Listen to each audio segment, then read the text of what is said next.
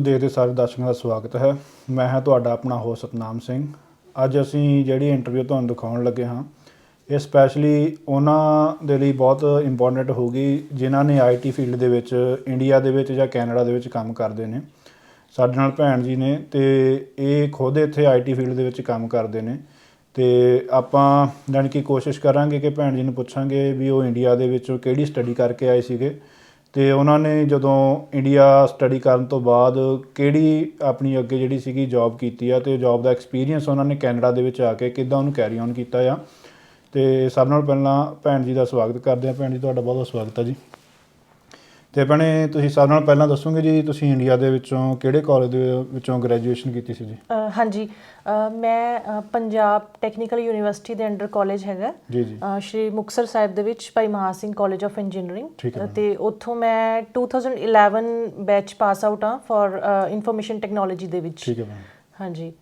ਅਤੇ ਭੈਣੇ ਫਿਰ ਤੁਸੀਂ ਜਦੋਂ ਪਾਸ ਆਊਟ ਹੋਏ ਸੀਗੇ ਤੁਹਾਡੀ ਪਲੈਨਿੰਗ ਸੀਗੀ ਵੀ ਮੈਂ ਅੱਗੇ ਕੀ ਕਰਨਾ ਹੈ ਜੀ? ਹਾਂਜੀ, ਮੇਰੀ ਸ਼ੁਰੂ ਤੋਂ ਹੀ ਮਤਲਬ ਮੈਂ ਆਈਟੀ ਫੀਲਡ ਇਸ ਕਰਕੇ ਹੀ ਲਿਆ ਸੀ ਕਿਉਂਕਿ ਉਸ ਟਾਈਮ ਦੇ ਵਿੱਚ IT was in I mean boom ਦੇ ਵਿੱਚ ਸੀਗੀ ਅਤੇ ਆਪਾਂ ਨੂੰ ਪਤਾ ਸੀਗਾ ਕਿ ਇਹ ਇੱਕ ਮਤਲਬ ਇਹ ਜਿਹਾ ਫੀਲਡ ਹੈ ਜਿਹਦੇ ਵਿੱਚ ਅਸੀਂ ਅੱਛਾ ਅਰਨ ਕਰ ਸਕਦੇ ਹਾਂ and you have a life style also. ਅਤੇ ਉਸ ਤੋਂ ਬਾਅਦ ਫਿਰ ਮੈਂ ਜੋਬ ਕੀਤੀ ਹੈ। ਮੇਰੀ ਜਿਹੜੀ ਜੋਬ ਹੈ ਉਹ ਗੁੜਗਾਉਂ ਬੇਸਡ ਕੰਪਨੀ ਸੀਗੀ। ਇਟ ਵਾਜ਼ ਅ ਸਟਾਰਟਅਪ ਜਿਹੜਾ ਉਹਨਾਂ ਦਾ ਹੈੱਡ ਆਫਿਸ ਹੈ ਉਹ US ਦੇ ਵਿੱਚ ਸੀਗਾ ਅਤੇ ਉੱਥੇ ਮੈਂ 4 ਸਾਲ ਜੋਬ ਕੀਤੀ ਹੈ। ਓਕੇ ਭੈਣੇ। ਅਤੇ ਭੈਣੇ ਜਿਹੜੀ ਜੋਬ ਤੁਸੀਂ ਜਦੋਂ ਲਈ ਸੀਗੀ ਉਹ ਕਿਵੇਂ ਸੀਗੀ? ਕਾਲਜ ਦੀ ਪਲੇਸਮੈਂਟ ਸੀਗੀ ਕਿ ਨਹੀਂ, ਕਾਲਜ ਦੀ ਪਲੇਸਮੈਂਟ ਨਹੀਂ ਸੀਗੀ unfortunately, but it was good for me ਕਿਉਂਕਿ ਜਿਹੜਾ ਵੀ ਮੈਨੂੰ ਉੱਥੇ ਐਕਸਪੋਜ਼ਰ ਮਿਲਿਆ ਆਪਣੀ ਕੰਪਨੀ ਦੇ ਵਿੱਚ, ਕਿਉਂਕਿ ਕਾਲਜ ਦੇ ਵਿੱਚ ਤੁਹਾਨੂੰ ਇੰਨਾ ਐਕਸਪੋਜ਼ਰ ਨਹੀਂ ਮਿਲਦਾ ਕਿਸੇ ਵੀ ਚੀਜ਼ ਦਾ। ਅਤੇ ਉਸ ਕੰਪਨੀ ਦੇ ਵਿੱਚ I started with a very basic language PHP। ਉਹਦੇ ਵਿੱਚ ਮੈਂ 2 ਸਾਲ ਕੰਮ ਕੀਤਾ। ਫਿਰ ਸਾਡੇ ਕੈਲੀਬਰ ਨੂੰ ਦੇਖ ਕੇ ਸਾਡੇ ਕੰਪਨੀ ਵਾਲੇ ਨੇ ਸਾਨੂੰ ਓਪਰਚੁਨਿਟੀ ਦਿੱਤੀ ਕਿ ਅਸੀਂ ਜਾਵਾ ਦੇ ਵਿੱਚ ਸ਼ਿਫਟ ਹੋ ਜਾਈਏ। PHP ਟੂ ਜਾਵਾ ਜਿਹੜਾ ਆਪਾਂ ਕਹਿ ਸਕਦੇ ਹਾਂ ਲੈਵਲ ਇੱਥੋਂ ਇੱਥੇ ਹੋ ਜਾਂਦਾ ਬੰਦੇ ਦਾ। ਅਤੇ ਜਦੋਂ ਮੈਂ ਜਾਵਾ ਦੇ ਵਿੱਚ ਕੰਮ ਕੀਤਾ ਦੈਨ ਫਿਰ ਇੱਕ ਹੋਰ ਸਾਡੇ ਕੋਲ US ਤੋਂ ਪ੍ਰੋਜੈਕਟ ਆਇਆ। Then I got switch to Angular JS ਕਿਉਂਕਿ ਉਦੋਂ ਸਾਡੀ ਕੰਪਨੀ ਦੇ ਵਿੱਚ ਐਂਗੂਲਰ ਵਾਸਤੇ ਕੋਈ ਵੀ ਡਿਵੈਲਪਰ ਨਹੀਂ ਸੀਗਾ ਅਤੇ they just give us a chance ਕਿ ਤੁਸੀਂ ਟਰਾਈ ਕਰੋ। ਅਤੇ ਅਸੀਂ ਉਹ ਆਪਣੇ ਆਪ ਹੀ ਸਿੱਖਿਆ ਸਾਰਾ ਕੁਝ। ਅਸੀਂ ਔਨਲਾਈਨ ਟਿਊਟੋਰੀਅਲਸ ਦੇਖਣੇ ਅਤੇ ਉਹ ਕੰਮ ਮਤਲਬ ਮੈਂ ਉੱਥੇ ਕੀਤਾ 2 ਸਾਲ। ਫਿਰ ਮੈਂ ਉਹ ਜੋਬ ਕੀਤੀ। ਠੀਕ ਹੈ। ਅਤੇ ਮੈਂ ਸ਼ੁਰੂ ਤੋਂ ਲਾਸਟ ਤੱਕ ਇੱਕੋ ਹੀ ਕੰਪਨੀ 'ਚ ਕੰਮ ਕੀਤਾ ਇੰਡੀਆ ਦੇ ਵਿੱਚ। ਜਦੋਂ ਇੰਡੀਆ ਤੁਸੀਂ? ਹਾਂਜੀ। ਓਕੇ ਭੈਣੇ। ਅਤੇ ਮੈਨੂੰ 7 ਇਅਰਸ ਦਾ ਉੱਥੇ ਐਕਸਪੀਰੀਅੰਸ ਹੋਇਆ। ਠੀਕ ਹੈ। ਅਤੇ 7 ਇਅਰਸ ਤੋਂ ਬਾਅਦ ਫਿਰ ਮੈਨੂੰ ਸੀਗਾ ਵੀ ਇੱਥੇ ਕੋਈ ਗਰੋਥ ਨਹੀਂ ਹੋ ਰਹੀ, ਜਾਂ ਤਾਂ ਆਪਾਂ NCR ਜਾਈਏ ਜਾਂ ਫਿਰ ਅਸੀਂ ਸਾਊਥ ਚਲੇ ਜਾਈਏ। ਫਿਰ ਹਰ ਇੱਕ ਪੰਜਾਬੀ ਦੇ ਮਨ 'ਚ ਜਿਵੇਂ ਹੁੰਦਾ ਵੀ ਜੇ ਆਪਾਂ ਬਾਹਰ ਹੀ ਜਾਣਾ ਤਾਂ ਵਾਈ ਨਾਟ ਟੂ ਕੈਨੇਡਾ ਔਰ ਆਸਟ੍ਰੇਲੀਆ। ਅਤੇ ਫਿਰ ਮੈਂ ਸਾਰੀ ਰਿਸਰਚ ਕੀਤੀ ਵੀ ਐਕਸਪ੍ਰੈਸ ਐਂਟਰੀ ਜਿਵੇਂ ਹੁੰਦੀ ਹੈ ਅਤੇ ਸਾਰਾ ਉਹ ਵੀ ਮੈਂ ਆਪਣੇ ਆਪ ਹੀ ਸਾਰਾ ਸਰਚ ਆਊਟ ਕੀਤਾ ਵੀ ਕਿਵੇਂ ਅਸੀਂ ਜਾ ਸਕਦੇ ਹਾਂ, ਵੀ ਏਜੰਟ ਨੂੰ ਨਹੀਂ ਅਸੀਂ ਪੈਸੇ ਦੇਣੇ। ਤੁਹਾਡੇ ਕੋਲ 7 ਸਾਲ ਦਾ ਐਕਸਪੀਰੀਅੰਸ ਪੂਰਾ ਹੋ ਗਿਆ? 7 ਸਾਲ ਦਾ ਐਕਸਪੀਰੀਅੰਸ ਸੀਗਾ ਅਤੇ ਥੋੜ੍ਹੇ 1-2 ਨੋਨ ਸੀਗੇ ਜਿਨ੍ਹਾਂ ਨੇ ਆਪਣੇ ਆਪ ਆਈ ਮੀਨ ਆਪਣੇ ਆਪ ਫਾਈਲ ਲਗਾਈ। ਉਹਨਾਂ ਨੇ ਥੋੜ੍ਹਾ ਬਹੁਤ ਗਾਈਡ ਕੀਤਾ, ਆਪਣੇ ਆਪ ਸਰਚ ਕੀਤੀ। ਦੈਨ ਮੇਰੀ ਕੁਆਲੀਫਿਕੇਸ਼ਨ ਦੇ ਬੇਸ 'ਤੇ, ਜੋਬ ਦੇ ਬੇਸ 'ਤੇ ਫਿਰ ਮੈਂ IELTS 'ਚ ਵਧੀਆ ਸਕੋਰ ਗ੍ਰੈਬ ਕੀਤੇ ਅਤੇ ਵਿਦਿਨ ਲਾਈਕ 6 ਮੰਥ ਸਾਨੂੰ PR ਮਿਲ ਗਈ। ਓਕੇ ਭੈਣੇ। ਅਤੇ ਉਸ ਤੋਂ ਬਾਅਦ ਅਸੀਂ ਇੱਥੇ ਆ ਗਏ। ਜਿਵੇਂ ਭੈਣੇ ਹੁਣ ਜਿਹੜੇ ਸਟੂਡੈਂਟ ਇਸ ਟਾਈਮ ਕਹਿ ਲਓ ਕਾਲਜਾਂ 'ਚ ਪੜ੍ਹਦੇ ਨੇ ਜੀ, ਜਿਵੇਂ ਹੁਣ ਉੱਥੇ ਆਪਾਂ ਵੀ ਪੜ੍ਹਦੇ ਹਾਂ, ਆਪਾਂ ਨੂੰ ਹਰ ਚੀਜ਼ ਦਾ ਬੇਸਿਕ ਜਿਹਾ ਕਲੀਅਰ ਕਰ ਦਿੰਦੇ ਨੇ, ਜਿਵੇਂ C++ ਹੋ ਗਈ ਜਾਂ ਕੁਛ ਜਾਵਾ ਦਾ ਬੇਸਿਕ ਦੱਸ ਦਿੰਦੇ ਨੇ। ਆਪਾਂ ਜਿਹੜੀ ਅੱਜ ਕੱਲ੍ਹ ਮਾਰਕੀਟ ਦੀ ਡਿਮਾਂਡ ਕੀ ਚੱਲਦੀ ਪਈ ਆ ਵੀ ਜਿਵੇਂ ਹੁਣ ਕੋਈ ਵੀ ਸਟੂਡੈਂਟ ਦੇਖਦਾ ਹੋਵੇ ਉਹ ਮੰਨ ਲਓ ਇੰਜੀਨੀਅਰਿੰਗ ਕਰਦਾ ਪਿਆ ਆਈਟੀ ਫੀਲਡ ਦੇ ਵਿੱਚ, ਅਤੇ ਤੁਸੀਂ ਉਹਨੂੰ ਕੀ ਸੁਜੈਸਟ ਕਰਨਾ ਚਾਹੁੰਦੇ ਹੋਗੇ ਵੀ ਜਦੋਂ ਸਟੱਡੀ ਸਟਾਰਟ ਕਰਦੇ ਨੇ? ਮੈਨੂੰ ਲੱਗਦਾ ਹਰੇਕ ਸਮੈਸਟਰ ਤੋਂ ਬਾਅਦ ਸਾਡੇ ਕੋਲ ਕੁਛ ਕੁ ਟਾਈਮ ਆਉਂਦਾ ਆ, 3 ਕੁ ਮਹੀਨੇ ਦਾ ਗੈਪ ਹੁੰਦਾ, ਪਰ ਅਸੀਂ ਕਈ ਵਾਰ ਇਹ ਹੁੰਦਾ ਜਿਹੜਾ ਗੈਪ ਹੁੰਦਾ ਉਹ ਇੱਦਾਂ ਹੀ ਵੇਸਟ ਕਰ ਦਿੰਦੇ ਹਾਂ ਅਤੇ ਅਸੀਂ ਕੋਈ ਪ੍ਰੋਜੈਕਟ ਨਹੀਂ ਕਰਦੇ। ਜਦੋਂ ਤੁਸੀਂ ਵੀ ਪੜ੍ਹਦੇ ਸੀ ਤੁਸੀਂ ਭੈਣੇ ਕੋਈ ਪ੍ਰੋਜੈਕਟ ਕੀਤਾ ਸੀ ਇੱਦਾਂ ਦਾ ਜਿਹਨੇ ਤੁਹਾਨੂੰ ਹੈਲਪ ਕੀਤੀ ਹੈ ਤੁਹਾਡੀ ਇੱਦਾਂ ਜੋਬ ਦਿਵਾਉਣ ਦੇ ਵਿੱਚ ਜੀ? ਨਹੀਂ, ਇੱਦਾਂ ਨਹੀਂ ਮੈਂ ਕਹਿ ਸਕਦੀ। ਹਾਂ, ਜਿਹੜੀ ਆਪਣੀ ਉੱਥੇ ਉਸ ਟਾਈਮ 'ਤੇ ਹੁੰਦਾ ਸੀ 2 ਮੰਥਸ ਦੀ ਟ੍ਰੇਨਿੰਗ ਲੱਗਦੀ ਹੈ, ਫਿਰ ਸਾਡੀ 6 ਮੰਥਸ ਦੀ ਵੀ ਟ੍ਰੇਨਿੰਗ ਲੱਗਦੀ ਹੁੰਦੀ ਹੈ। ਅਤੇ ਜਿਹੜੀ 2 ਮੰਥਸ ਦੀ ਟ੍ਰੇਨਿੰਗ ਸੀ ਉਹਦੇ ਵਿੱਚ ਮੈਂ PHP ਲੈਂਗੁਏਜ ਸਿੱਖੀ ਸੀਗੀ। ਅਤੇ ਜਿਹੜੀ ਮੇਰੀ 6 ਮੰਥਸ ਦੀ ਟ੍ਰੇਨਿੰਗ ਸੀ ਉਹਦੇ 'ਚ ਕਿਸੇ ਗਵਰਨਮੈਂਟ ਪ੍ਰੋਜੈਕਟ 'ਚ ਸਾਨੂੰ ਲੈ ਲਿਆ ਸੀ ਚੰਡੀਗੜ੍ਹ ਦੇ ਵਿੱਚ, ਉੱਥੇ ਕੁਛ ਵੀ ਨਹੀਂ ਕੀਤਾ। ਅਤੇ ਬੇਸਿਕਲੀ ਮੈਂ ਕਹਾਂਗੀ ਜਿਹੜੀ ਮੈਂ 2 ਮੰਥਸ ਦੀ ਟ੍ਰੇਨਿੰਗ ਕੀਤੀ ਸੀ ਉਹਦੇ ਬੇਸ 'ਤੇ ਮੈਂ ਇੰਟਰਵਿਊ ਕਲੀਅਰ ਕਰਕੇ ਜੋਬ ਲਈ। ਅਤੇ 2 ਮਹੀਨੇ ਤਾਂ ਤੁਸੀਂ ਸੋਚ ਲਓ ਮੈਂ 12 ਵਜੇ ਤੱਕ ਆਪਣੇ ਆਪ ਸਰਚ ਕਰਦੀ ਸੀ ਵੀ ਮੈਨੂੰ ਇਹ ਟਾਸਕ ਮਿਲੀ ਹੈ ਅਤੇ ਮੈਨੂੰ ਕਿਵੇਂ ਕਰਨਾ। ਤਾਂ ਇਟਸ ਐਵਰੀਥਿੰਗ ਇਜ਼ ਲਾਈਕ ਕਿੰਨੀ ਤੁਸੀਂ ਪ੍ਰੈਕਟਿਸ ਕਰਦੇ ਹੋ, ਕਿੰਨੀ ਤੁਸੀਂ ਆਪਣੇ ਸਕਿੱਲਸ ਨੂੰ ਡਿਵੈਲਪ ਕਰਦੇ ਹੋ, ਉਹਦੇ ਬੇਸ ਤੇ ਹੀ ਤੁਸੀਂ ਮਤਲਬ ਅੱਗੇ ਵੱਧ ਸਕਦੇ ਹੋ। ਜੇ ਤੁਸੀਂ ਕਹੋ ਵੀ ਹਾਂ ਮੈਂ ਬਹੁਤ ਸਾਰੇ ਪ੍ਰੋਗਰਾਮਸ ਕ੍ਰੈਮ ਕਰ ਲਏ, it doesn't help, you have to practise a lot. ਤੇ ਤੁਸੀਂ ਜਦੋਂ ਪ੍ਰੋਫੈਸ਼ਨਲ ਐਕਸਪੀਰੀਅੰਸ ਲੈਂਦੇ ਹੋ ਕਿਸੇ ਕੰਪਨੀ ਦੇ ਵਿੱਚ, ਉੱਥੇ ਤੁਹਾਡੀ ਬਹੁਤ ਗਰੋਥ ਹੁੰਦੀ ਹੈ।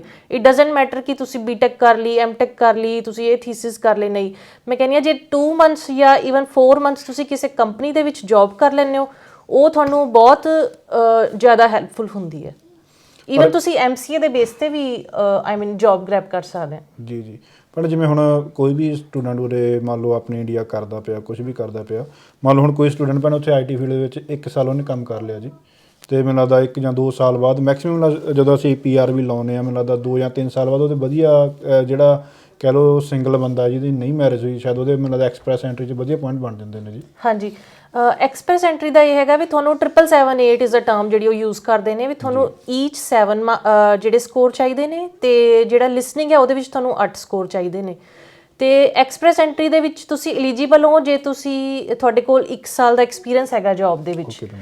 ਬਟ ਉਹਦੇ ਨਾਲ ਇੰਨੇ ਸਕੋਰ ਨਹੀਂ ਬਣਦੇ। 3 ਇਅਰਸ ਦਾ ਜਦੋਂ ਤੁਸੀਂ ਕਰ ਲੈਂਦੇ ਹੋ ਤਾਂ ਤੁਹਾਡੇ ਮੈਕਸਿਮਮ ਸਕੋਰ ਬਣ ਜਾਂਦੇ ਨੇ। ਬਟ ਜੇ ਤੁਸੀਂ ਮਤਲਬ 778 ਤੋਂ ਵੀ ਜ਼ਿਆਦਾ ਨੰਬਰ ਲੈ ਆਉਂਦੇ ਹੋ, ਜਿਵੇਂ ਲਾਈਕ 888 ਲੈ ਆਏ, ਉਹ ਤਾਂ ਉਹਦੇ ਵਾਸਤੇ ਤੁਹਾਨੂੰ ਕਾਫੀ ਜ਼ਿਆਦਾ ਮਿਹਨਤ ਕਰਨੀ ਪੈਂਦੀ ਹੈ। ਦੈਨ ਯੂ ਆਰ ਮਤਲਬ ਤੁਸੀਂ ਫਿਰ 1 ਸਾਲ ਦੀ ਜੌਬ ਦੇ ਬੇਸ ਤੇ ਵੀ ਆ ਸਕਦੇ ਹੋ। ਜੀ ਜੀ। But you are eligible if you have 1 year of experience। ਅਤੇ ਭੈਣ ਜਦੋਂ ਫਿਰ ਤੁਸੀਂ ਉੱਧਰ ਜੌਬ ਕਰ ਲਈ 7 ਸਾਲ, ਅਤੇ ਫਿਰ ਤੁਸੀਂ ਐਕਸਪ੍ਰੈਸ ਲਾਈ, ਤੁਸੀਂ ਕਹਿੰਦੇ 6 ਮਹੀਨੇ ਦੇ ਵਿੱਚ ਤੁਹਾਡੀ PR ਆ ਗਈ। ਹਾਂਜੀ। ਫਿਰ ਜਦੋਂ ਤੁਸੀਂ ਇੱਧਰ ਆਏ ਹੋ ਕੈਨੇਡਾ ਦੇ ਵਿੱਚ, ਫਿਰ ਭੈਣ ਤੁਸੀਂ ਇੱਧਰ ਵਾਲੀ ਮਾਰਕੀਟ ਦੇ ਵਿੱਚ ਆ ਕੇ ਜੌਬ ਸਰਚ ਕੀਤੀ। ਹਾਂਜੀ। ਫਿਰ ਭੈਣ ਇੱਧਰ ਸਟਰਗਲ ਕਿੰਨਾ ਕੁ ਰਿਹਾ ਇਹ ਵਾਲੀ, ਜਦੋਂ ਤੁਸੀਂ ਉੱਧਰੋਂ ਐਕਸਪੀਰੀਅੰਸ ਲੈ ਕੇ 7 ਸਾਲ ਦਾ ਇੱਧਰ ਆਏ ਜੀ?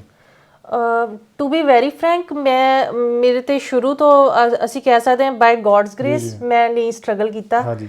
ਕਿਉਂਕਿ ਜਿਹੜੀ ਮੇਰੀ ਬੈਕ ਹੋਮ ਕੰਪਨੀ ਸੀ ਉਸ ਟਾਈਮ ਮੈਂ US ਦਾ ਪ੍ਰੋਜੈਕਟ ਕਰ ਰਹੀ ਸੀਗੀ ਜਦੋਂ ਭੈਣ ਤੁਸੀਂ ਆਏ ਹੋ। ਹਾਂਜੀ। ਤੇ ਉਹਨਾਂ ਨੇ ਮੈਨੂੰ ਕਿਹਾ ਕਿ ਤੁਸੀਂ ਜਦੋਂ ਤੱਕ ਤੁਹਾਨੂੰ ਜੌਬ ਨਹੀਂ ਮਿਲਦੀ you just continue with us, ਕਿਉਂਕਿ ਮੈਂ ਉਹ ਪ੍ਰੋਜੈਕਟ 2 ਸਾਲ ਤੋਂ ਕਰ ਰਹੀ ਸੀਗੀ। ਜੀ ਜੀ। ਤੇ ਮਤਲਬ ਮੈਂ ਇੱਥੇ ਫਰਾਈਡੇ ਪਹੁੰਚੀ ਹਾਂ, ਸੈਟਰਡੇ ਨੂੰ 8 ਵਜੇ ਦੁਬਾਰਾ ਆਈ ਵਾਜ਼ ਆਨਲਾਈਨ। ਅੱਛਾ ਜੀ। ਆਪਣੇ ਉਸ ਪ੍ਰੋਜੈਕਟ ਵਾਸਤੇ। ਤਾਂ 3 ਮੰਥਸ ਮੈਂ ਉਹਨਾਂ ਦੀ ਜੌਬ ਕੀਤੀ, ਤਾਂ ਇਸ ਕਰਕੇ ਮੈਨੂੰ ਸਟਰਗਲ ਲੱਗਿਆ ਨਹੀਂ।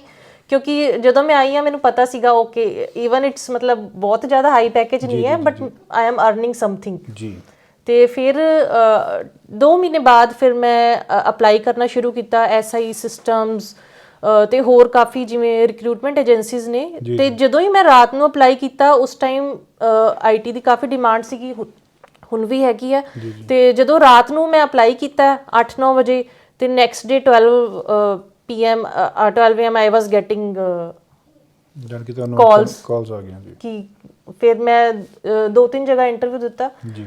ਤੇ ਤੁਸੀਂ ਇਹ ਕਹਿ ਸਕਦੇ ਹੋ ਵੀ ਜਿਵੇਂ ਆਈ ਮੀਨ ਮੈਂ ਨਹੀਂ ਮੰਨਦੀ ਕਿ ਮੈਨੂੰ ਸਟਰਗਲ ਕਰਨਾ ਪਿਆ, ਤੇ ਮੈਨੂੰ ਮਤਲਬ ਵਿਦਿਨ 3 ਮੰਥਸ ਆਈ ਗੋਟ ਜੌਬ ਹੇਅਰ ਜੀ ਇਨ ਕੈਨੇਡਾ। ਤੇ ਭੈਣੇ ਜਦੋਂ ਫਿਰ ਤੁਸੀਂ ਹੁਣ ਇੰਟਰਵਿਊ ਇੱਕ ਵਾਰ ਇੰਡੀਆ ਵੀ ਦੇ ਕੇ ਦੇਖ ਲਈ ਸੀਗੀ, ਜਦੋਂ ਤੁਸੀਂ ਸਿਲੈਕਟ ਹੋਏ ਹੋ 7 ਸਾਲ ਉਸ ਕੰਪਨੀ 'ਚ ਕੰਮ ਵੀ ਕੀਤਾ, ਫਿਰ ਤੁਸੀਂ ਇੰਟਰਵਿਊ ਇੱਧਰ ਆ ਕੇ ਦਿੱਤੀ ਜੀ। ਹਾਂਜੀ। ਉਦੋਂ ਤੁਸੀਂ PHP ਦੇ ਬੇਸ ਤੇ ਦਿੱਤੀ ਸੀ, ਫਿਰ ਜਦੋਂ ਇੱਧਰ ਵਾਲਾ ਸੀਗਾ ਇਹਨਾਂ ਨੇ ਕੀ ਤੁਹਾਡਾ ਮੇਨ ਰੱਖਿਆ, ਜਾਵਾ ਨੂੰ ਮੇਨ ਰੱਖਿਆ ਵੀ ਜਾਵਾ ਦੇ ਅਕੋਰਡਿੰਗ ਇੱਥੇ? ਹਾਂਜੀ, ਇੱਥੇ ਇਹਨਾਂ ਨੂੰ ਰਿਕੁਆਇਰਮੈਂਟ ਸੀਗੀ ਜਾਵਾ ਐਂਡ PHP ਦੀ। ਤੇ ਜਿਵੇਂ ਮੈਂ ਤੁਹਾਨੂੰ ਦੱਸਿਆ ਕਿ ਜਿਵੇਂ ਇੱਕ ਹੁੰਦਾ ਨਾ ਤੁਹਾਡੇ ਵਾਸਤੇ ਗੋਡ ਨੇ ਪਹਿਲਾਂ ਹੀ ਪ੍ਰੀ ਪਲਾਨ ਕੀਤਾ ਹੁੰਦਾ ਕਿ ਆਹ ਕਰੀ ਚੱਲ ਤੈਨੂੰ ਆ ਮਿਲਣਾ। ਤੇ ਜਿਵੇਂ ਮੈਂ PHP ਤੋਂ ਸਟਾਰਟ ਕੀਤਾ, ਫਿਰ ਉਹਨਾਂ ਨੇ ਸਾਨੂੰ 2 ਸਾਲ ਬਾਅਦ ਜਾਵਾ ਕਰਵਾਤੀ।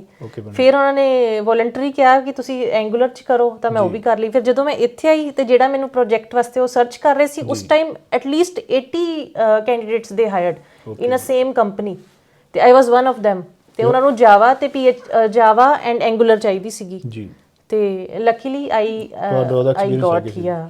ਤੇ ਭੈਣੇ ਫਿਰ ਜਦੋਂ ਹੁਣ ਜਿਹੜੀ ਕੰਪਨੀ ਤੁਸੀਂ ਹਾਇਰ ਹੁਣ ਵੀ ਉੱਥੇ ਕੰਮ ਕਰਦੇ ਹੋ ਕਿ ਨਹੀਂ? ਹੁਣ ਮੈਂ ਚੇਂਜ ਕਰ ਲਈ ਹੈ। ਹੁਣ ਮੈਂ after 2 years I changed, I switch to another company. ਹਾਂਜੀ। ਫਿਰ ਭੈਣੇ ਜਿਵੇਂ ਨਾ ਹਰੇਕ ਬੰਦੇ ਨੂੰ ਹੁੰਦਾ ਆ ਵੀ ਚਲੋ ਪੜ੍ਹ ਕੇ ਮੈਂ ਦੇਖਿਆ ਜੀ, ਜਿਵੇਂ ਕਈ ਮੁੰਡੇ ਵਧੀਆ ਪੜ੍ਹ ਲਿਖ ਕੇ ਟਰੱਕ ਚਲਾ ਰਹੇ ਨੇ ਜੀ, ਕਈਆਂ ਨੇ ਮਾਸਟਰਸ ਵਧੀਆ ਫੀਲਡ 'ਚ ਕੀਤੀ ਹੋਈ ਆ, ਪਰ ਹਰੇਕ ਦੇ ਦਿਮਾਗ 'ਚ ਨਾ ਜੀ ਇੱਕ ਕੰਸਰਨ ਹੁੰਦਾ ਆ ਵੀ ਜਿਹੜਾ ਕਹਿ ਲਓ ਵੀ ਪੇ ਰੇਟ ਦਾ ਹੁੰਦਾ ਵੀ ਅਸੀਂ ਪੇ ਕਿੰਨੀ ਆ ਜੀ। ਇਹ ਭੈਣੇ ਜਿਹੜਾ ਫੀਲਡ ਹੈ ਇਹਦੇ ਵਿੱਚ ਆਮ ਨਾਰਮਲ ਜਿਹੜੇ ਕਹਿ ਲਓ ਵੀ ਐਵਰੇਜ ਪੇ ਰੇਟ ਕੀ ਚੱਲਦਾ ਜੀ? ਇਹਦੇ ਵਿੱਚ ਐਵਰੇਜ ਤੁਸੀਂ ਇਹ ਕਹਿ, ਮੇਰੇ ਹਸਬੈਂਡ ਕਈ ਵਾਰ ਕਹਿੰਦੇ ਹੁੰਦੇ ਵੀ ਤੁਸੀਂ ਤਾਂ ਟਰੱਕ ਵਾਲੇ ਹੀ ਹੋ। ਤੇ ਇਦਾਂ ਕੋਈ ਐਜ਼ ਅ ਮਤਲਬ ਕੋਈ ਡਿਫਰੈਂਸ ਨਹੀਂ ਹੈ, ਟਰੱਕ ਵਾਲਿਆਂ ਵਾਂਗ ਹੀ ਮਤਲਬ ਐਕਚੁਅਲੀ ਕੋਈ ਕੰਪੈਰੀਜ਼ਨ ਤਾਂ ਹੈ ਨਹੀਂ, ਬਟ ਜਿਵੇਂ ਉਦੋਂ ਮੈਨੂੰ ਯਾਦ ਹੈ ਤੇ ਹੁਣ ਵੀ, ਜਿਵੇਂ ਫਰੈਸ਼ਰਸ ਨੇ ਤੁਸੀਂ 70,000 ਪਰ ਐਨਮ ਤੋਂ ਤੁਹਾਡੀ ਸਟਾਰਟਿੰਗ, ਮੈਨੂੰ ਪਤਾ ਹੈ ਜਿਹੜੇ ਲੋਕਾਂ ਨੂੰ ਮੈਂ ਜਾਣਦੀ ਹਾਂ, on taxes and all different ਆ ਮਤਲਬ, ਬਟ ਜੇ ਤੁਸੀਂ regular full time as a EMPLOYE ਕੰਮ ਕਰਦੇ ਹੋ ਤਾਂ ਤੁਹਾਨੂੰ 70,000 ਤੋਂ ਸਟਾਰਟ ਹੈ if you are a developer. But IT ਦੇ ਵਿੱਚ ਹੋਰ ਵੀ ਜਿਵੇਂ ਫੀਲਡਸ ਹੁੰਦੇ ਨੇ, ਕੋਈ ਜਿਵੇਂ QA ਦਾ ਹੁੰਦਾ ਆ ਜਾਂ ਬਿਜ਼ਨਸ ਐਡਮਿਨਿਸਟ੍ਰੇਸ਼ਨ ਦਾ ਹੁੰਦਾ ਆ, ਜਿਹੜੇ ਨਹੀਂ ਕੋਡਿੰਗ 'ਚ ਜਾ ਸਕਦੇ ਉਸ ਫੀਲਡ 'ਚ ਜਾ ਸਕਦੇ ਨੇ, ਉਹਨਾਂ ਦੀ ਵੀ ਵਧੀਆ ਮਤਲਬ 60+ ਹੀ ਹੁੰਦੀ ਹੈ। ਤੇ ਇੱਕ ਵਾਰ ਤੁਸੀਂ ਜਦੋਂ ਐਂਟਰ ਕਰ ਜਾਂਦੇ ਹੋ, ਮੈਂ ਬਹੁਤ ਲੋਕਾਂ ਨੂੰ ਜਾਣਦੀ ਹਾਂ ਜਿਨ੍ਹਾਂ ਨੇ 2 ਸਾਲ ਬਾਅਦ ਸਵਿਚ ਕਰ ਲਿਆ ਐਂਡ ਦੇ ਗੈਟ ਵੈਰੀ ਗੁੱਡ ਹਾਈਕ। ਹਾਂਜੀ, ਉਹਨਾਂ ਦੀ ਹਾਈਕ ਵਧੀਆ ਹੈ ਤੇ ਇਹਦੇ ਵਿੱਚ ਕੋਈ ਐਂਡ ਨਹੀਂ ਹੈ ਆਈਟੀ ਦੇ ਵਿੱਚ। ਤੁਸੀਂ ਸਵਿਚ ਕਰਕੇ ਵੀ, ਸੇਮ ਕੰਪਨੀ 'ਚ ਰਹਿ ਕੇ ਵੀ, ਮਤਲਬ ਮੇਰੀ ਤਾਂ ਖੈਰ ਇੰਨੀ ਨਹੀਂ ਹੈ, ਬਟ ਆਈ ਨੋ ਪੀਪਲ ਜਿਹੜੇ 1.5 ਤੱਕ ਵੀ ਅਰਨ ਕਰ ਰਹੇ ਨੇ। ਜੀ ਭੈਣੇ, ਮੇਰਾ ਇੱਕ ਦੋਸਤ ਆ ਇੰਡੀਆ ਜੀ, ਤੇ ਉਹ ਵੀ ਆਈਟੀ 'ਚ ਕੰਮ ਕਰਦਾ ਆ, ਤੇ ਮੈਨੂੰ ਲੱਗਦਾ ਸ਼ਾਇਦ 30-35 ਹਜ਼ਾਰ ਉਹਦੀ ਤਨਖਾਹ ਹੋਣੀ ਆ ਜੀ। ਤੇ ਮੈਨੂੰ ਕਹਿੰਦਾ ਹੁੰਦਾ ਵੀ ਯਾਰ 30-35 ਹਜ਼ਾਰ ਦਿੰਦੇ ਨੇ, ਪਰ ਨਾ ਵੀ ਨਿਚੋੜ ਕੇ ਰੱਖ ਦਿੰਦੇ ਨੇ। ਤੇ ਇੱਧਰ ਦਾ ਕੀ ਹਿਸਾਬ ਹੈ? ਜੇ ਤੁਸੀਂ ਕਹਿੰਦੇ ਵੀ 7-7 ਹਜ਼ਾਰ 8-8 ਹਜ਼ਾਰ ਅਸੀਂ ਟਰੱਕਾਂ ਦੇ ਬਰਾਬਰ ਕਮਾਉਂਦੇ ਆ, ਤੇ ਇੱਧਰ ਫਿਰ ਸਟ੍ਰੈਸ ਲੈਵਲ ਕਿੱਦਾਂ ਦਾ ਜੌਬ ਦਾ ਜੀ? ਵੀਰ ਜੀ ਦੇਖੋ, ਸਟ੍ਰੈਸ ਲੈਵਲ ਦਾ ਤਾਂ ਆਈਟੀ ਦੇ ਵਿੱਚ ਕੋਈ ਡਿਫਰੈਂਸ ਨਹੀਂ ਹੈ ਕਿ ਉੱਥੇ ਕੋਈ ਬੰਦਾ, ਉੱਥੇ ਇਹ ਹੁੰਦਾ ਵੀ ਉੱਥੇ ਤੁਹਾਡੇ ਨਾਲ ਧੱਕਾ ਜ਼ਿਆਦਾ ਕਰਦੇ ਨੇ ਵੀ ਨਹੀਂ, ਜਦ ਤੱਕ ਹੋਇਆ ਨਹੀਂ ਤੁਸੀਂ ਜਾਣਾ ਨਹੀਂ। ਇੱਥੇ ਤੁਹਾਨੂੰ ਪਤਾ ਹੈ ਕਿ you have to do your work. ਜੇ ਤੁਸੀਂ ਇੱਕ ਦਿਨ ਦਾ ਕੰਮ 2 ਦਿਨ 'ਚ ਕਰ ਰਹੇ ਹੋ ਤਾਂ ਤੁਹਾਡਾ ਆਪਣੇ ਉੱਪਰ ਡਿਪੈਂਡ ਕਰਦਾ। ਜਦ ਤੁਹਾਨੂੰ ਪਤਾ, ਕਈ ਵਾਰ ਮੇਰੇ ਵਾਸਤੇ ਵੀ ਸਟ੍ਰੈਸਫੁਲ ਹੋ ਜਾਂਦਾ ਜਦ ਮੈਨੂੰ ਪਤਾ ਹੁੰਦਾ ਵੀ ਨੈਕਸਟ ਵੀਕ ਡੈਡਲਾਈਨ ਹੈ ਕਿਸੇ ਪ੍ਰੋਜੈਕਟ ਨੂੰ ਦੇਣ ਦੀ, ਹੈ ਨਾ। ਤੇ ਬਟ ਇੱਥੇ ਹੈ ਵੀ ਇੰਡੀਆ ਦੇ ਕੰਪੈਰੀਟਿਵਲੀ ਤੁਹਾਨੂੰ ਫੋਰਸ ਨਹੀਂ ਕਰਦੇ, you have to be yourself responsible ਜੀ। ਤੇ ਭੈਣੇ, ਫਿਰ ਜਿਵੇਂ ਹੁਣ ਤੁਸੀਂ ਇਹ ਫੀਲਡ ਦੇ ਵਿੱਚ ਹੈਗੇ ਹੋ, ਜੇ ਹੁਣ ਆਪਾਂ ਕਮਿਊਨਿਟੀ ਦੀ ਗੱਲ ਕਰੀਏ, ਜਿਹੜੇ ਆਪਣੀ ਪੰਜਾਬੀ ਕਮਿਊਨਿਟੀ ਆਪਣੇ, ਕਿੰਨਾ ਕੁ ਤੁਸੀਂ ਹੁਣ ਆਫਿਸ 'ਚ ਦੇਖਦੇ ਹੋਵੋਗੇ ਵੀ ਕਿੰਨੀ ਕੁ ਆਪਣੀ ਕਮਿਊਨਿਟੀ ਇੱਧਰ ਨੂੰ ਆ ਰਹੀ ਹੈ ਜੀ? ਜਿਹੜੀ ਆਪਣੀ ਕਮਿਊਨਿਟੀ ਹੈ ਉਹ ਤਾਂ ਹਜੇ ਬਹੁਤ ਘੱਟ ਹੈ। ਮੋਸਟਲੀ ਜਿਹੜੇ ਮੈਂ ਦੇਖ ਰਹੀ ਹਾਂ ਲੋਕ, ਉਹ ਹੈਗੇ ਨੇ ਆਪਣੇ ਸਾਊਥ ਇੰਡੀਅਨਸ ਜੀ। ਸਾਊਥ ਇੰਡੀਅਨਸ ਤਾਂ ਬਹੁਤ ਜ਼ਿਆਦਾ ਕਮਿਊਨਿਟੀ ਦੇ ਲੋਕ ਇਹਦੇ ਵਿੱਚ ਹੈਗੇ ਨੇ। ਗੁਜਰਾਤੀਜ਼ ਵੀ ਬਹੁਤ ਨੇ। ਤੇ ਜਿਵੇਂ ਮੈਂ ਤੁਹਾਨੂੰ ਹਜੇ ਐਗਜ਼ਾਮਪਲ ਦਿੱਤੀ ਹੈ ਵੀ ਅਸੀਂ 70-80% ਹਾਇਰ ਹੋਏ ਸੀ ਇੱਕ ਟਾਈਮ ਤੇ ਸਿਰਫ ਮੈਨੂੰ 3-4 ਬੰਦੇ ਸਟਾਰਟਿੰਗ ਦੇ ਵਿੱਚ ਮਿਲੇ ਜਿਹੜੇ ਪੰਜਾਬੀ ਨੇ, ਬਾਕੀ ਸਾਰੇ ਸਾਊਥ ਇੰਡੀਅਨ ਸੀਗੇ। ਤੇ ਉਹਨਾਂ ਦਾ ਇੱਕ ਪਲੱਸ ਪੁਆਇੰਟ ਇਹ ਹੈ ਕਿ ਜਿਵੇਂ ਅਸੀਂ ਪੰਜਾਬੀ ਹੁੰਦੇ ਹਾਂ, ਅਸੀਂ ਸੋਚਦੇ ਹਾਂ 12th ਤੋਂ ਬਾਅਦ ਅਸੀਂ ਚਲੇ ਜਾਂਦੇ ਹਾਂ, ਤੇ ਇੱਥੇ ਆ ਕਿ ਸਟਰਗਲ ਬੱਚਿਆਂ ਨੂੰ ਸ਼ਾਇਦ ਇੰਨਾ ਕਰਨਾ ਪੈਂਦਾ ਕਿ ਉਹ ਸੋਚਦੇ ਹੀ ਨਹੀਂ, ਉਹਨਾਂ ਨੂੰ ਹੁੰਦਾ ਟਰੱਕ ਤੇ ਚਲੇ ਜਾਈਏ। ਉਹ ਜਿਹੜੇ ਲੋਕ ਜਿਨ੍ਹਾਂ ਦੀ ਮੈਂ ਗੱਲ ਕਰ ਰਹੀ ਹਾਂ ਸਾਊਥ ਇੰਡੀਅਨਸ ਦੀ, ਉਹ ਮੋਸਟਲੀ ਆਈਟੀ 'ਚ ਉੱਥੇ 5-5 ਸਾਲ ਜੌਬਸ ਕਰਕੇ ਉਹ ਪੱਕੇ ਤੌਰ ਤੇ ਆਉਂਦੇ ਨੇ ਇੱਥੇ। ਤਾਂ ਫਿਰ ਓਬਵੀਅਸਲੀ ਉਹਨਾਂ ਦੀ ਜ਼ਿਆਦਾ ਹੈਗੀ ਹੈ ਇੱਥੇ ਆਈਟੀ 'ਚ। ਮਤਲਬ ਜੇ ਟਰੱਕਿੰਗ ਦੇ ਵਿੱਚ ਅਸੀਂ ਕਹਿੰਦੇ ਹਾਂ ਵੀ ਪੰਜਾਬੀ ਮੱਲਾ ਮਾਰਦੇ ਪਏ ਨੇ, ਤਾਂ ਆਈਟੀ 'ਚ ਤਾਂ ਉਹਨਾਂ ਦੀ ਬੱਲੇ ਬੱਲੇ ਹੋਈ ਪਈ ਹੈ। ਤੇ ਭੈਣੇ, ਤੁਹਾਨੂੰ ਕਿੰਨੇ ਸਾਲ ਹੋ ਗਏ ਹੁਣ ਕੈਨੇਡਾ 'ਚ ਕੰਮ ਕਰਦੇ ਨੂੰ ਜੀ? ਮੈਨੂੰ 4 ਇਅਰਸ ਹੋ ਗਏ ਨੇ। ਤੇ ਭੈਣੇ, ਹੁਣ ਜਿਵੇਂ ਮੈਂ, ਚਲੋ ਅਸੀਂ ਕੋਈ ਵੀ ਜੌਬ, ਜਿਵੇਂ ਕਹਿ ਲਓ ਟਰੱਕਿੰਗ ਨੂੰ ਆਪਾਂ ਕੰਪੈਰੀਜ਼ਨ ਕਰਦੇ ਹਾਂ, ਟਰੱਕਿੰਗ ਦੇ ਵਿੱਚ ਮੈਨੂੰ ਲੱਗਦਾ ਸ਼ਾਇਦ ਜੇ ਹੁਣ ਅਸੀਂ ਕੰਪੈਰੀਜ਼ਨ ਕਰਦੇ ਹਾਂ, ਟਰੱਕਿੰਗ ਜੌਬ ਦਾ ਪੈਸਾ ਹੈਗਾ ਆ, ਮੁੰਡੇ ਬਹੁਤ ਹਾਰਡ ਵਰਕ ਕਰਦੇ ਨੇ ਆਪਣੇ। ਪਰ ਜਿਵੇਂ ਭੈਣੇ ਹੁਣ ਕੀ ਆ, ਲੇਬਰ ਮਹਿੰਗੀ ਹੋ ਰਹੀ ਆ, ਤੇਲ ਮਹਿੰਗਾ ਹੋ ਰਿਹਾ ਆ, ਸਟ੍ਰੈਸ ਲੈਵਲ ਵੱਧ ਰਿਹਾ ਆ, ਹੁਣ ELD ਲੌਗ ਬੁੱਕਾਂ ਲੱਗ ਗਈਆਂ ਨੇ। ਤੇ ਜੇ ਉਹਨਾਂ ਦਾ ਕਰੀਏ ਵੀ, ਜਿੰਨੇ ਵਿਚਾਰੇ ਪਹਿਲਾਂ 8,000 ਕਮਾਉਂਦੇ ਸੀ, ਅੱਜ ਵੀ 8,000 ਹੀ ਕਮਾਉਂਦੇ ਨੇ। ਹੁਣ ਜਿਹੜੀ ਇਹ ਤੁਹਾਡੇ ਵਾਲੀ ਜੌਬ ਆ, ਇਹਦਾ ਭੈਣੇ ਕਿੱਦਾਂ ਆ ਗਰੋਥ ਹੈਗੀ ਇਹਦੇ ਵਿੱਚ ਵੀ? ਜੇ ਮੰਨ ਲਓ ਮੈਂ ਅੱਜ ਤੋਂ 4 ਸਾਲ ਪਹਿਲਾਂ 8,000 ਕਮਾਉਂਦਾ ਸੀ, ਤੇ ਜੇ ਮੈਂ ਇਨ ਫਿਊਚਰ ਦੇਖਣਾ ਹੋਵੇ ਵੀ ਕੀ ਇਹਦੇ ਵਿੱਚ ਗਰੋਥ ਹੁੰਦੀ ਹੈ ਕਿ ਇਹ ਵੀ ਬਸ ਸਟੇਬਲ ਹੋ ਜਾਂਦਾ ਵੀ ਬਸ ਉਹ ਤਾਂ ਉੱਪਰ ਨਹੀਂ ਜਾਂਦਾ ਕੁਛ? ਇਹਦੇ ਵਿੱਚ ਜਿਹੜੀ ਗਰੋਥ ਹੈ ਉਹ ਬੇਸ ਕਰਦੀ ਹੈ ਕਿ ਤੁਸੀਂ ਹੋਰ ਕਿੰਨਾ ਸਟ੍ਰੈਸ ਲੈਵਲ ਲਾਓਗੇ ਜੀ। ਜਿਵੇਂ ਹੁਣ ਮੈਂ ਆਪਣੇ ਮੈਨੇਜਰ ਨੂੰ ਦੇਖਦੀ ਹਾਂ, ਕਿਉਂਕਿ ਸਾਡਾ ਜਿਹੜਾ ਹੈਗਾ ਗਲੋਬਲ ਲੈਵਲ ਤੇ ਹੈਗਾ ਕੰਮ, ਤੇ ਜਿਵੇਂ ਸਾਡੀ ਕੁਝ ਟੀਮ ਚਾਈਨਾ ਦੇ ਵਿੱਚ ਨੇ, ਕੁਝ ਇੰਡੀਆ ਦੇ ਵਿੱਚ ਨੇ। ਮੈਂ ਤਾਂ ਡਿਵੈਲਪਰ ਹਾਂ, ਮੈਨੂੰ ਪਤਾ ਹੈ ਵੀ 5 ਵਜੇ ਮੈਂ ਆਪਣਾ ਕੰਮ ਬੰਦ ਕਰਤਾ, I am done with it, ਹੈ ਨਾ ਜੀ। 8 ਤੋਂ 5 ਜੌਬ ਹੈ? ਨਹੀਂ, ਸਵੇਰੇ ਮੇਰੀ ਹੈਗੀ ਹੈ 9 to 5। ਠੀਕ ਹੈ ਜੀ।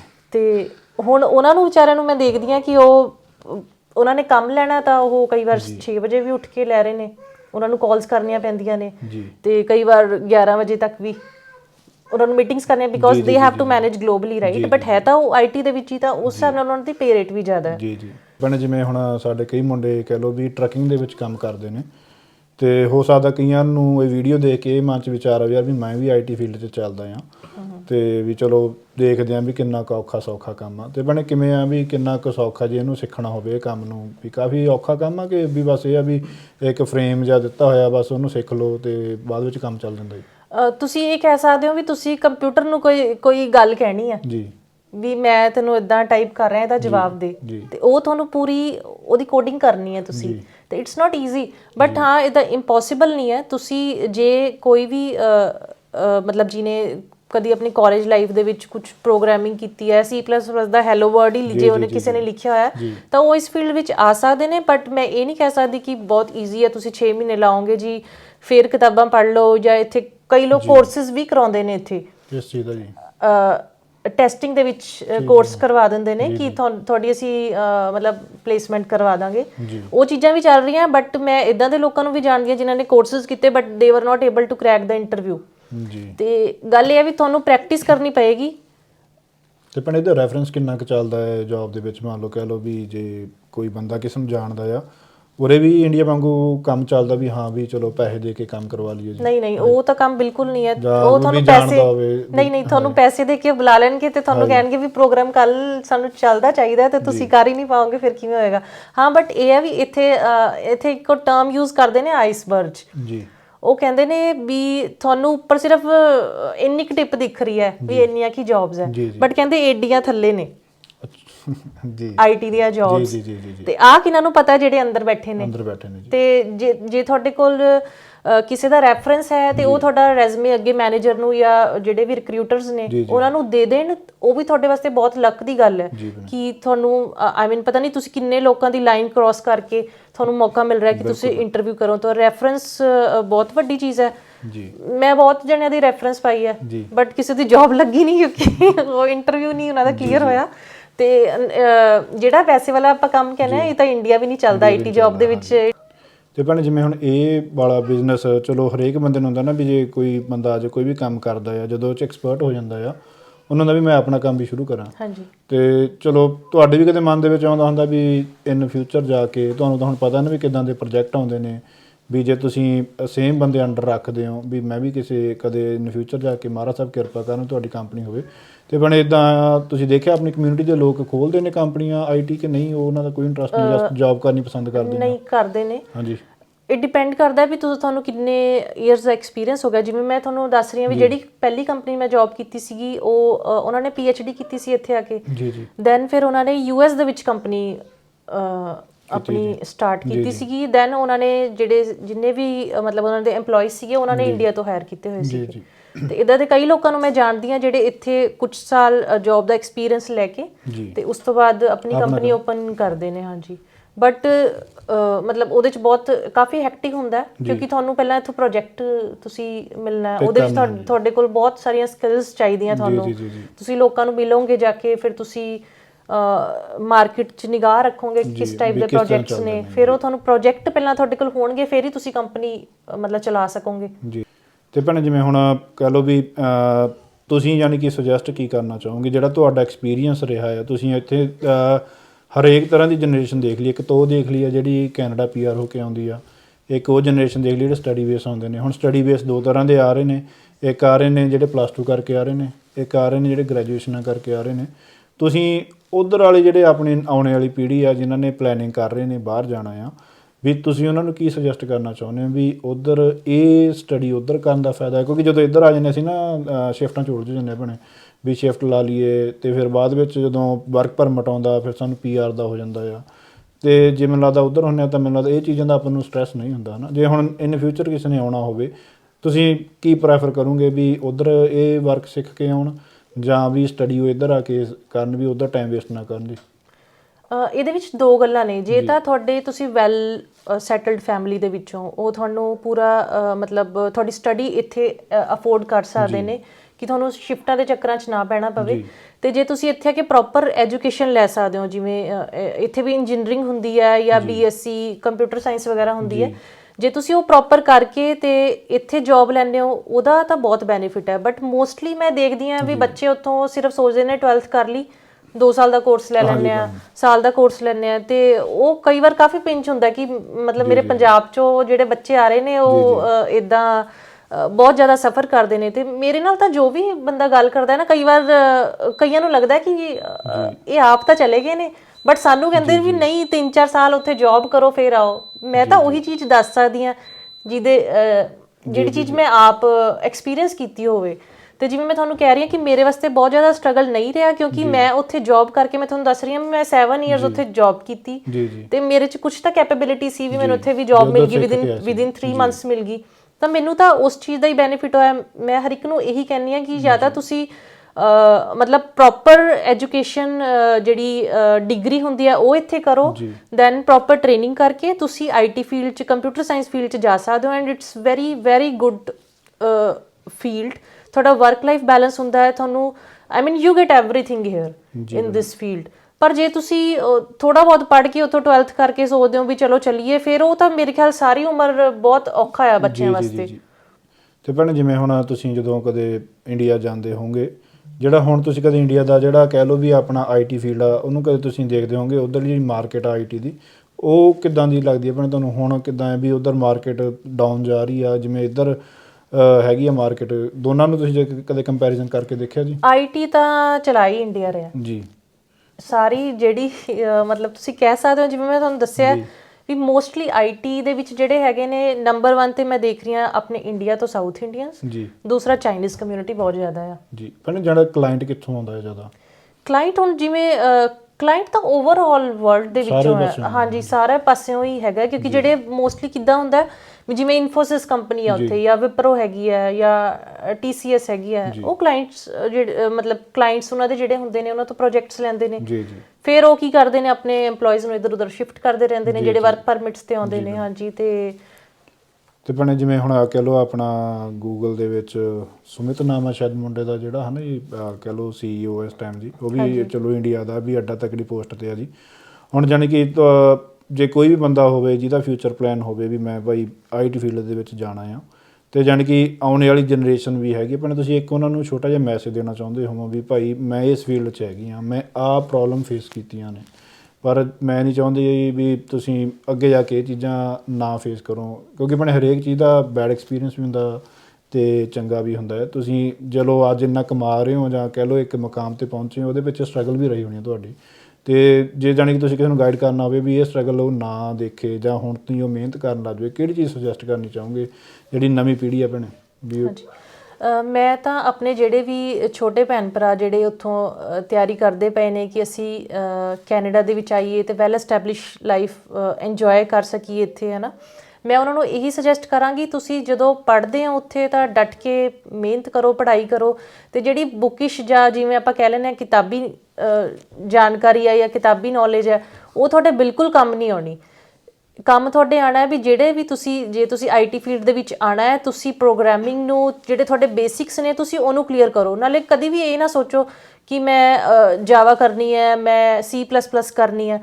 ਤੁਸੀਂ ਇੱਕ ਲੈਂਗੁਏਜ ਦੇ ਜੇ ਕਨਸੈਪਟਸ ਚੰਗੀ ਤਰ੍ਹਾਂ ਕਲੀਅਰ ਕਰ ਲੈਣੇ ਹੋ ਤਾਂ you can switch to any language. ਮੈਂ PHP 'ਚ ਕੰਮ ਕੀਤਾ, ਮੈਂ ਜਾਵਾ ਦੇ ਵਿੱਚ ਵੀ ਕੀਤਾ, ਮੈਂ ਇੱਕ ਵਾਰ .NET ਦੇ ਵਿੱਚ ਵੀ ਕੰਮ ਕੀਤਾ, ਬਟ ਮੈਂ ਉਹਨੂੰ ਪਰਸਿਊ ਨਹੀਂ ਕੀਤਾ ਅੱਗੇ, ਅਤੇ ਮੈਂ ਐਂਗੂਲਰ ਦੇ ਵਿੱਚ ਵੀ ਕੰਮ ਕਰਦੀ ਪਈ ਹਾਂ। ਹੁਣ ਜਿਹੜੀ ਕੰਪਨੀ 'ਚ ਮੈਂ ਹੈਗੀ ਹਾਂ ਉੱਥੇ ਪਤਾ ਨਹੀਂ ਕਿਹੜੀ ਕੁਛ ਡਿਪੈਂਡੈਂਸੀ ਲੈਂਗੁਏਜ ਹੈ, ਹੁਣ ਮੈਂ ਉਹਨੂੰ ਵੀ ਪੜ੍ਹਨਾ ਸ਼ੁਰੂ ਕੀਤਾ ਜਸਟ ਬਿਕੋਜ਼, ਕਿਉਂਕਿ ਜਿਹੜੀ ਮੇਰੀ ਟ੍ਰੇਨਿੰਗ ਸੀਗੀ ਉਹਦੇ ਵਿੱਚ ਮੈਂ ਬਹੁਤ ਮਨ ਲਗਾ ਕੇ ਕਨਸੈਪਟਸ ਨੂੰ ਕਲੀਅਰ ਕਰਨ ਦੀ ਕੋਸ਼ਿਸ਼ ਕੀਤੀ, ਆਪਣੇ ਆਪ ਪ੍ਰੋਗਰਾਮਸ ਬਣਾਏ, ਫਿਰ ਮੈਂ ਆਪਣੀ ਕੰਪਨੀ ਦੇ ਵਿੱਚ ਵੀ ਵੋਲੰਟਰੀ ਵੀ ਬਹੁਤ ਕੰਮ ਕੀਤੇ। ਤਾਂ ਇੱਦਾਂ ਹੀ ਚਾਹੀਦਾ ਕਿ ਤੁਸੀਂ ਸਿਰਫ ਕਿਤਾਬੀ ਨੌਲੇਜ ਲੈ ਕੇ ਨਾ ਆਓ, ਆਪਣੀ ਜਿਹੜੀ ਪ੍ਰੈਕਟੀਕਲ ਸਕਿੱਲਸ ਨੇ ਉਹਨੂੰ ਇੰਪਰੂਵ ਕਰੋ, ਅਤੇ ਉਹਦੇ ਬੇਸ 'ਤੇ ਤੁਹਾਡੀ ਲਾਈਫ ਬਹੁਤ ਸਮੂਥ ਜਾਏਗੀ ਅੱਗੇ। ਅਤੇ ਭੈਣ ਬਸ ਮੈਂ ਲਾਸਟ 2 ਕੁਐਸਚਨ ਕਰਨੇ ਨੇ ਜੀ। ਇੱਕ ਤਾਂ ਇਹ ਵੀ ਚਲੋ ਜੇ ਹੁਣ ਕੋਈ ਇੰਡੀਆ ਦੇ ਵਿੱਚ ਕਿਸੇ ਦੀ ਪਲੈਨਿੰਗ ਵੀਡੀਓ ਦੇਖ ਕੇ ਇਹ ਹੁੰਦੀ ਵੀ ਯਾਰ ਵੀ ਮੈਂ ਇੰਡੀਆ ਦੇ ਵਿੱਚ ਪਹਿਲਾਂ ਮੈਂ ਇਹ ਫੀਲਡ ਨੂੰ ਸਿੱਖ ਲਵਾਂ, ਪਰ ਇਹ ਪੰਜਾਬ ਦੇ ਵਿੱਚ ਹੈਗਾ ਵੀ ਤੁਹਾਨੂੰ ਲੱਗਦਾ ਵੀ ਤੁਸੀਂ ਜਿਵੇਂ ਚੰਡੀਗੜ੍ਹ ਚਲੇ ਜਾਓ ਜਾਂ ਵੀ ਮੋਹਾਲੀ ਚਲੇ ਜਾਓ ਵੀ ਉਹ ਉੱਧਰ,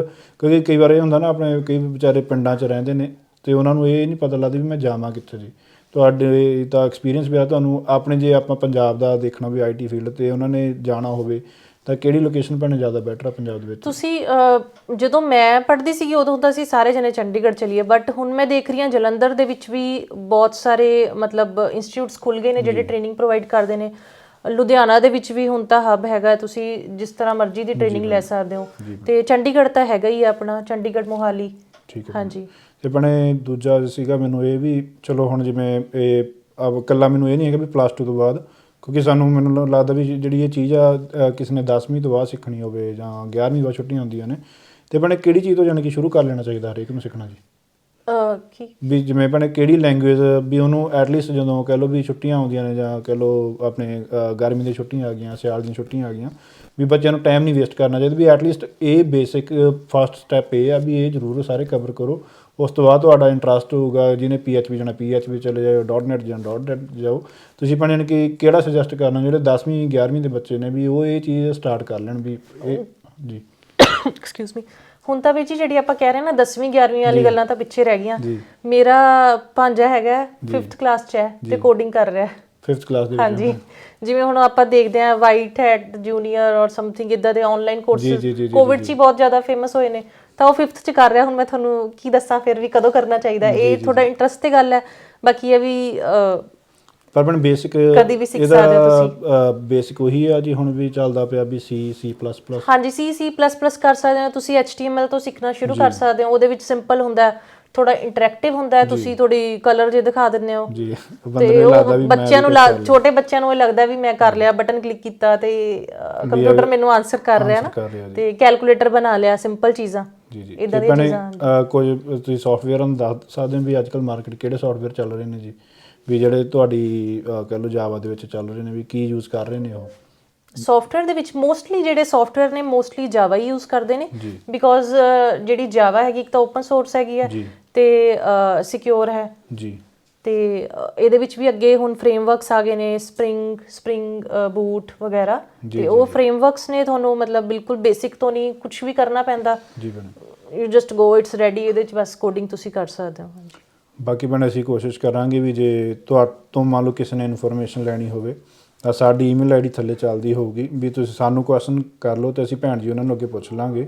ਜੇ ਕਿਸੇ ਨੂੰ ਕੋਈ ਡਾਊਟ ਹੈਗੇ ਨੇ ਜਾਂ ਕੋਈ ਇੱਧਰ ਆਉਣਾ ਚਾਹੁੰਦਾ ਆ, ਕੋਈ ਉੱਧਰ IT ਫੀਲਡ 'ਚ ਕੰਮ ਕਰਦਾ ਪਿਆ ਹੈ, ਜਾਂ ਉਹਨੂੰ ਹੋਵੇ ਵੀ ਮੈਨੂੰ ਹੋਰ ਅੱਗੇ ਕੀ ਕਰਨਾ ਚਾਹੀਦਾ, ਮੈਂ ਇਹ ਪ੍ਰੋਜੈਕਟ 'ਚ ਕੰਮ ਕਰਦਾ ਹਾਂ, ਤਾਂ ਤੁਹਾਨੂੰ ਕੋਈ ਵੀ ਕੁਐਸਚਨਿੰਗ ਹੋਵੇ ਤਾਂ ਆਪਾਂ ਭੈਣ ਜੀ ਉਹਨਾਂ ਨੂੰ ਪੁੱਛ ਲਾਂਗੇ। ਅਤੇ ਤੁਹਾਨੂੰ ਕੋਸ਼ਿਸ਼ ਕਰਾਂਗੇ ਜੇ ਮੰਨ ਲਓ ਤੁਹਾਡੀ ਕੁਐਸਚਨਿੰਗ ਆਈ ਗਈ ਤਾਂ ਆਪਾਂ ਇੱਕ ਹੋਰ ਇੰਟਰਵਿਊ ਦੇ ਵਿੱਚ ਭੈਣ ਨੂੰ ਉਹੀ ਕੁਐਸਚਨ ਪੁੱਛ ਲਾਂਗੇ, ਭੈਣ ਵੀ ਇਹ ਵਾਲੇ ਕੁਐਸਚਨ ਆਏ ਨੇ ਅਤੇ ਇਹਨਾਂ ਦਾ ਤੁਸੀਂ ਕੀ ਜਾਣੀ ਕਿ ਆਪਾਂ ਸੋਲਿਊਸ਼ਨ ਤੁਹਾਨੂੰ ਵੱਧ ਤੋਂ ਵੱਧ ਵਧੀਆ ਗਾਈਡ ਕਰ ਸਕੀਏ।